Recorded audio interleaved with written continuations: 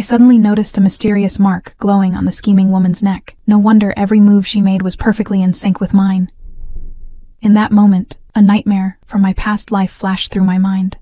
Back then I finally uncovered the real cause of death. But she handed in the report 10 minutes before me and accused me of plagiarism in front of everyone. Everyone believed her lie. I went from expert to thief. My reputation was ruined. She even sneered and accused me of cutting open corpses for attention without any respect for the dead. The victim's family rushed forward and pushed me down. My head slammed hard against the table corner. Blood poured out. I died on the spot with all my grievances unheard. Maybe the heavens pitied me, so they let me return to the moment before the autopsy. Now that I was reborn, this time I would uncover the truth. I immediately stepped away from the table and announced the autopsy was suspended. This move made her completely panic. She pretended to be innocent, but I ripped off her badge and coldly declared she was never allowed to enter the autopsy room again. Just then, a man rushed in. The scheming woman started acting pitiful, tears in her eyes, trying to win sympathy. I sneered and slapped her several times. She held her face in shock. The man was furious, demanded that I kneel and apologize, or he would cancel our wedding. I just smiled coldly, because that was exactly what I wanted, after all I had already seen through his hypocrisy and greed. Just then my supervisor walked in,